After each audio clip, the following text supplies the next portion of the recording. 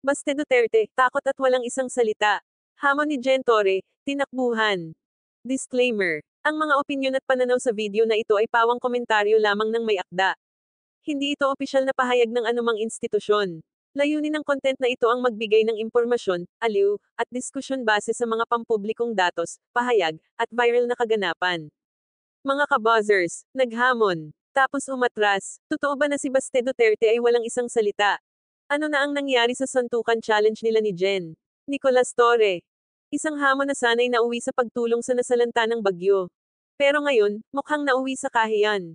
Let's talk about how this turned from angas mode to back out mode. Origins of the challenge. Balikan muna natin ang pinagmulan ng isyong ito.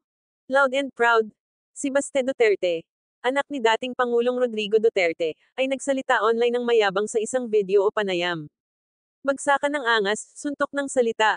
At ang target niya, si PNP-NCR Chief General Nicolas Torre. Ang tanong, G ka ba sa santukan? At hindi nagpatumpik-tampik si Jen Torre.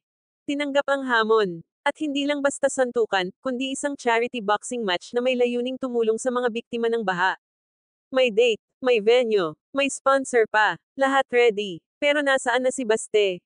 Ang kondisyon na paurong. Aba, nang sineryoso ni Torre ang hamon, bigla na lang nagbago ang ihip ng hangin. Naglabas ng sariling kondisyon si Baste. Sabi niya kung tuloy ang laban, kailangan daw may drug test, hair follicle pa raw. At hindi lang siya at si Torre, kundi lahat ng opisyal ng gobyerno kasama ang presidente. Teka lang, seryoso ba to, o tactic para makaiwas? Imagine mo ha, ang hair follicle drug test ay 15,000 piso kada isa. E kung lahat ng 300,000 government officials ipapatest mo, over 5 billion pesos ang gastos. Para saan? Para lang sa isang personal na hamon na dapat ay nauwi sa pagtulong. Ang tanong ng marami, hindi ba ikaw ang naghamon? So bakit ngayon, parang ikaw na ang takot?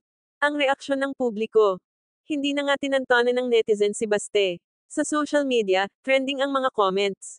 Naghamon ng santukan, umatras nung sineryoso. Mayabang lang pala, pero walang paninindigan. Kung hindi yan anak ng dating presidente, baka hindi na yan pinapansin. Dagdag pa ni Jen Torre.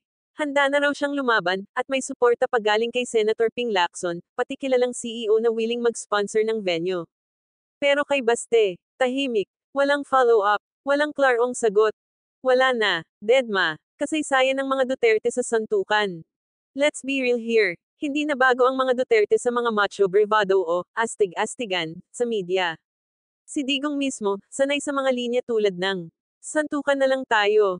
Papatayin ko yan. Pero laging may gray area. Laging may excuse. At ngayon, parang ganun din ang nakasanayan ni Baste. Pero this time, may katapat siyang hindi umatras. Kaya ngayon, balik sa kanya ang isyo.